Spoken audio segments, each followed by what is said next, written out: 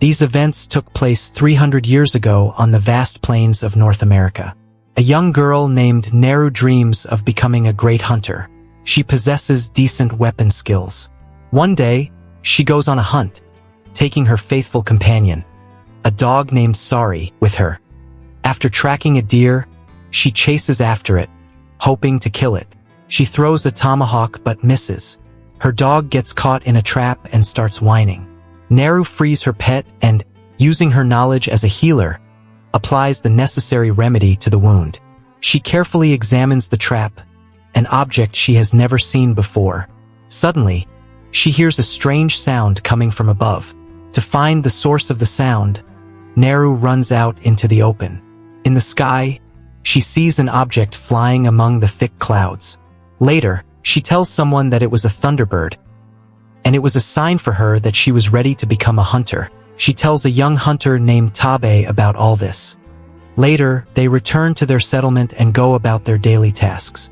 Meanwhile, an unidentified flying object, which Naru perceived as a thunderbird, flies through the sky. This flying ship has brought to Earth a creature that can become invisible. At this time, Naru is gathering medicinal plants. Soon after, Naru, along with a group of several people, sets out to search for their comrade named Poi, who was captured and dragged away by a large cougar. While the group of hunters is searching for their comrade, strange things happen nearby. A snake is stalking a forest rodent peacefully grazing on the lawn. It attacks the poor creature, which is supposed to be its meal.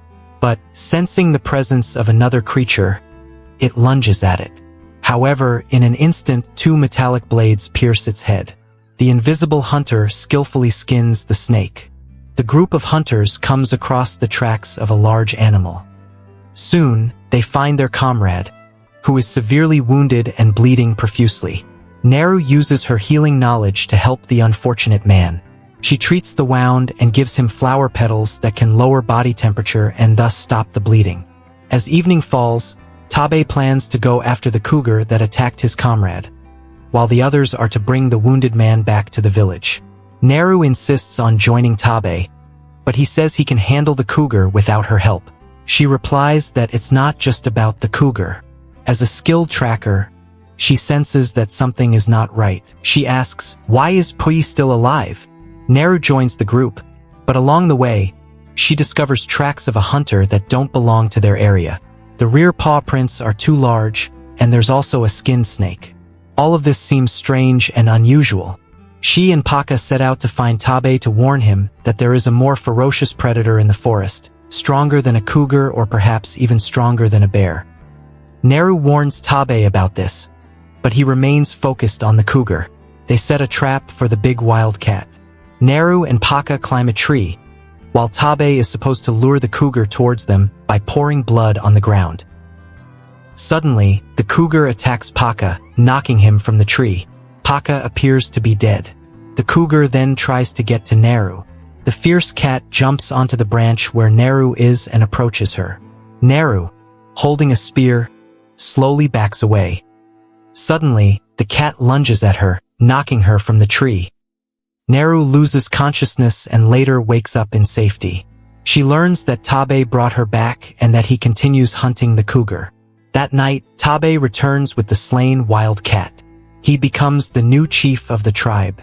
The tribe celebrates, for they now have a new young chief capable of protecting them from fierce predators. But Naru believes it's too early to celebrate, as something much more dangerous than a cougar or a bear is lurking in the forest.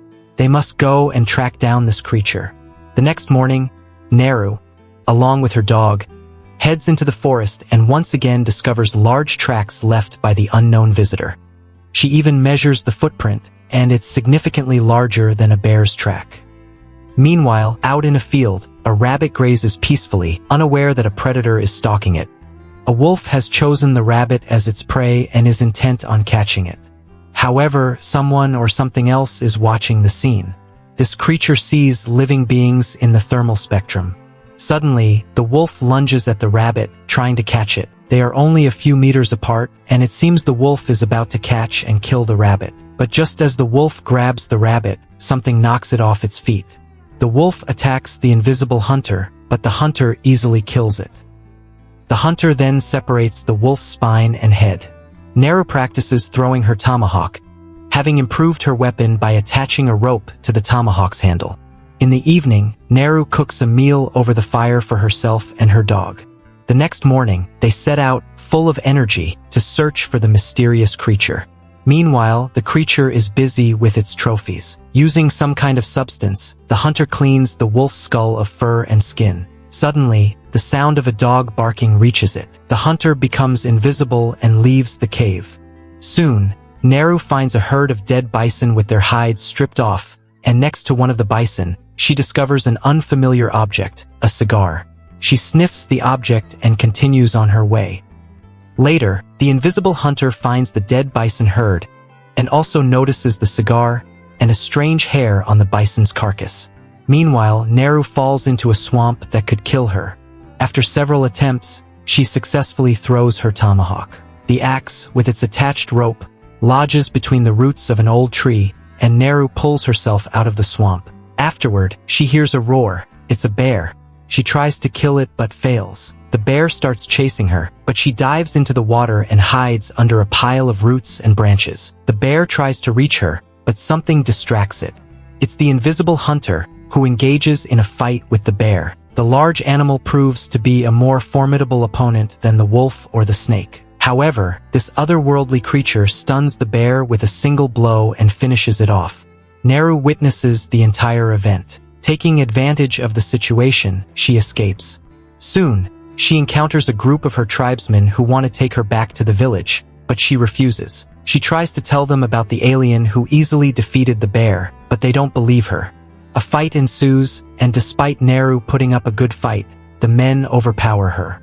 They drag her along, but the invisible alien is watching them the entire time.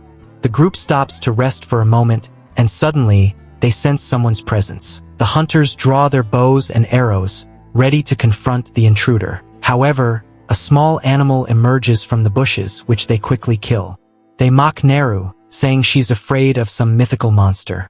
Just then, the invisible alien begins its attack. First, metallic arrows fly in, killing one of the men.